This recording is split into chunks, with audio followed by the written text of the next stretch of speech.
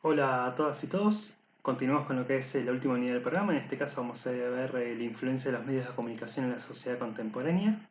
Eh, es muy interesante cuando uno analiza los cambios que hubo en los medios de comunicación de hace unas décadas a la actualidad. Uno se da cuenta cada vez la mayor influencia que tienen los medios de comunicación sobre las personas, cómo cada vez participan, digamos, de forma más activa en el funcionamiento, en la influencia, en la manipulación, en el condicionamiento de las personas. Piensen y veamos obviamente los medios de comunicación en un sentido más amplio, no lo reduzcamos solamente a la televisión, la radio, incorporemos también todo lo que son los medios digitales, como también instrumentos y herramientas de comunicación, y van a ver justamente las horas que atravesamos en ellas. Entonces, tenemos que analizar justamente sus características y sobre todo la influencia que ejercen sobre las personas, tanto en sentido positivo como en sentido negativo. Van a ver que justamente los medios de comunicación ejercen un poder muy grande a la hora de procesar la información, a la hora de transmitirla y a la hora de influenciar sobre las personas. Una cosa es la objetividad que se pretende en el ejercicio, por ejemplo, dentro de lo que es el periodismo, y otra cosa es el atravesamiento de múltiples intereses que van desde intereses políticos, de poder, económicos, culturales, de clase, que quieran o no atraviesan justamente lo que es la transmisión de la información y que incluso ni siquiera lo podemos reducir a una profesión, en el sentido de que justamente los medios de comunicación han ido cambiando tanto que hoy ya no se reduce la transmisión de la información al ejercicio de alguna profesión, como puede ser el periodismo, una comunicación o un comunicador social, sino que todos podemos ser justamente transmisores de información, por ejemplo, a través de lo que son las redes sociales. Para iniciar lo que es esta temática es necesario diferenciar lo que es información de desinformación, de manipulación. La información tiene que ver con transmitir, obviamente, un hecho, un suceso, un contenido que se supone que es de interés público. Ya de por sí entramos, obviamente, en todo un debate de qué implica interés público, pero bueno, no me quiero adelantar. Eso implicaría la información. La desinformación implica transmitir una información errónea, ya sea por que la información, digamos, fue transmitida erróneamente, ya sea porque la persona que la transmitió no revisó, digamos, la fuente de la información. Piensen con toda esta cuestión de los fake news, justamente que están dando vueltas, que quizás uno comparte y uno no es que vio la fuente o pudo comprobar el hecho, sino que uno le llamó la atención, le pareció algo significativo y lo compartió en los contactos. Eso sería la desinformación. Se transmite una información errónea pero sin ninguna intencionalidad, digamos, maliciosa. Esa es la diferencia que hay justamente entre desinformación y manipulación. En la manipulación, yo sé que esa información es errónea y así todo decido transmitirla, es decir, todo busco que circule. Entonces, la diferencia que hay entre desinformación y manipulación tiene que ver justamente con la intencionalidad. En la desinformación, yo transmito una información errónea, pero sin saber que esa información es errónea. En cambio, en la manipulación sí, yo deliberadamente voy a buscar transmitir esa información errónea para generar un impacto en las personas. Como le decía hace un rato, uno puede tomar el concepto de información que tiene que ver con transmitir un hecho que tenga un interés público y entramos en un debate de si, bueno, ¿y a qué le llamamos interés público? ¿Acaso, por ejemplo, los noticieros, antes de largar las noticias, hacen una suerte de estadística, de estudio, a ver qué es lo que más le interesa a la población? O en realidad lo deciden, y lo deciden entre comillas, porque tiene que ver también con múltiples intereses que van desde intereses de poder, de orientación política, de presiones, económicos. Basta con que hagan este pequeño ejercicio que les pido el día de hoy. Agarren distintos noticieros cuando arrancan y vean, por ejemplo, cuál es la primera noticia que largan. Y van a ver que a veces sí hay cierta uniformidad, pero no siempre. Generalmente hay uniformidad cuando es algún hecho, digamos, muy significativo o por lo menos para nuestra cultura significativo como puede ser, no sé, el partido de la selección y vos ves que generalmente la primera noticia tiene que ver con, por ejemplo, cómo le fue a las selecciones eliminatorias contra Bolivia. Pero después uno se da cuenta que es una minoría de casos. En gran parte de los casos lo que ocurre es exactamente al revés. Uno ve que la primera noticia cambia según el medio. Pero no solamente la primera noticia cambia según el medio, sino cómo se la trata, el lugar que se le da. Entonces, uno ve que según el noticiero que ustedes pongan, de golpe las noticias que van a preponderar o se van a priorizar, van a tener que ver, por ejemplo, con actividades delictivas, ¿sí?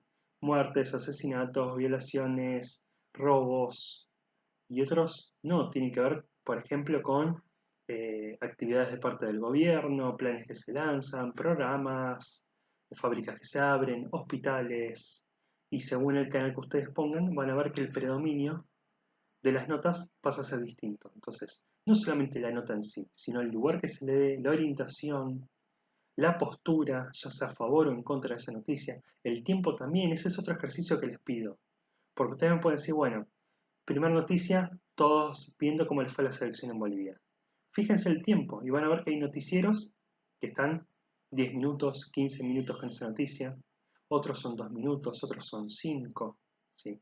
Unos pondrán el foco en cómo le fue a Messi, otros en el equipo en general, otros en la peleita que casi hay al final del partido. Entonces uno se da cuenta que cada medio selecciona, mutila, como dice el autor, la información según múltiples atravesamientos.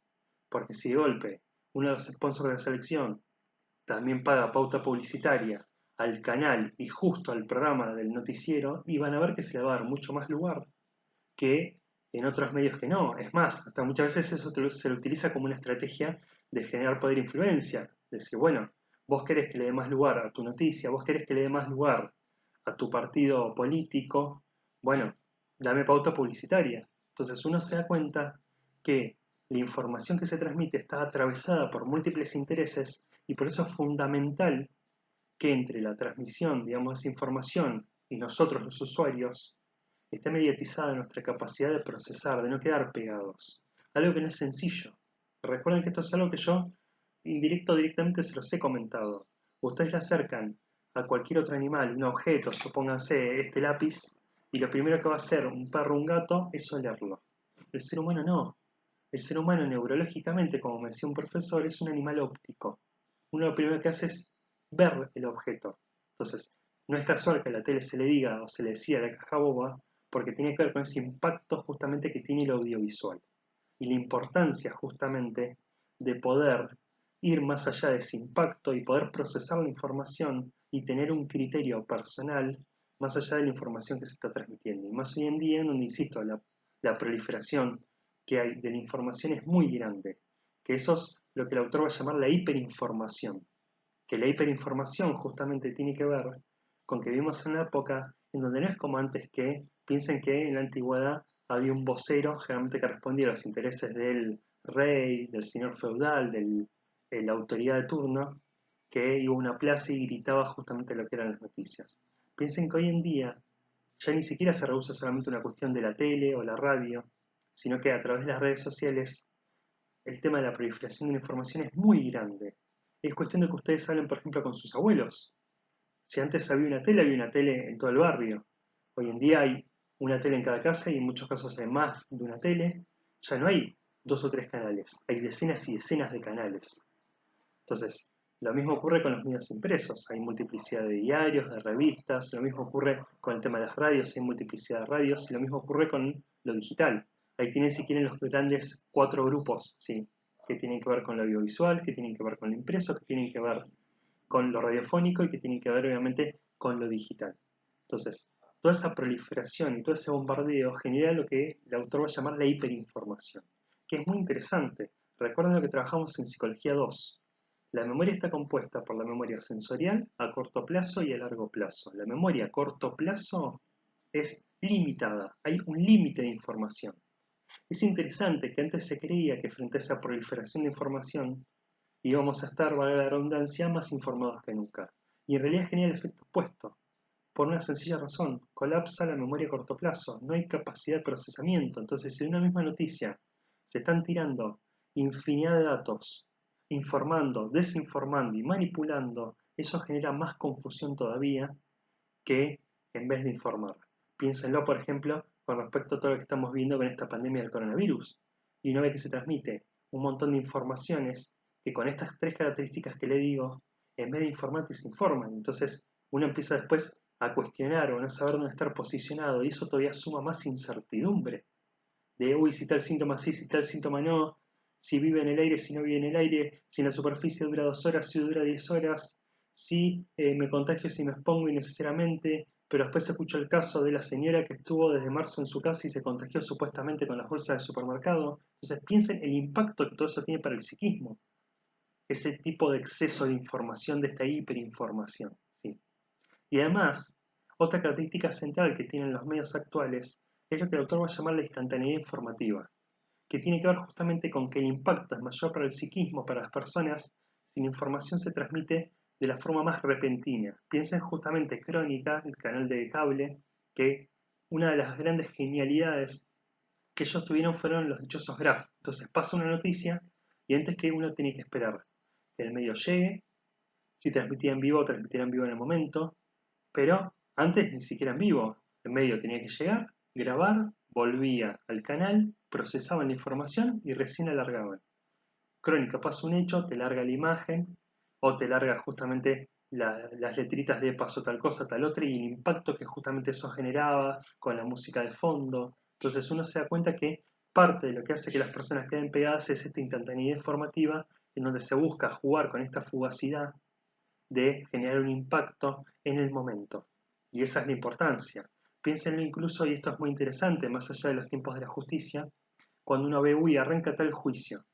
Y es interesante que con la cuestión de esta instantaneidad informativa, el caso que en el momento repercutió y nos hizo hablar a todos en todos lados, pasaron 2 días, vino otra noticia y ya la suplantó. Por eso cuando uno a veces ve un caso que llega a judiciales de un hecho resonante de asesinato, muerte, esto, lo otro, pasaron 2, 3 años más allá de los tiempos de la justicia y uno realmente se olvidó, pero porque en el medio, parte de ese bombardeo hizo que esa noticia dure 2, 3 días y después venga otra, y otra, y otra, y otra. Entonces, a mí me interesa sobre todo que puedan remarcar justamente esa manipulación que en muchos casos hay de los datos. No digo que no haya desinformación, que en el afán de querer largar una noticia quizás no tengan esa mala intencionalidad, pero sí lamentablemente entender cómo están atravesados los medios de comunicación por múltiples intereses y que esos múltiples intereses ejercen justamente una influencia. Los medios de comunicación crean estereotipos, crean modelos, miren las propagandas. Fíjense cuánta gente adulta ven, fíjense cuánta gente con sobrepeso ven, fíjense cuánta gente que no cuaje con el perfil estético, socialmente y culturalmente transmitido de belleza hay.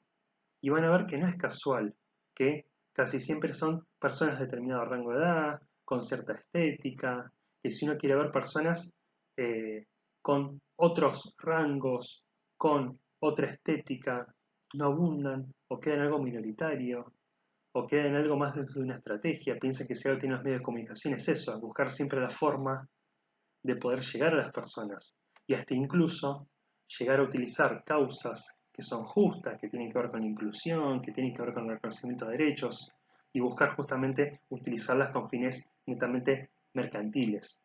Piense que, como va a decir el autor, los medios de comunicación buscan generar lo que ellos llaman la cultura de marca, que la cultura de marca tiene que ver con usar determinada marca te da ese plus de valor, de reconocimiento, y que es muy interesante, que uno quizás lo ve más palpable en los jóvenes con respecto a las zapatillas de determinada marca o el celular. Es muy gracioso, por ejemplo, con los celulares de Apple que todos se desviven en, bueno, tener una funda transparente o tener una funda por lo menos que deje visible el logo, sino que sirve si todos no pueden ver la dichosa manzanita.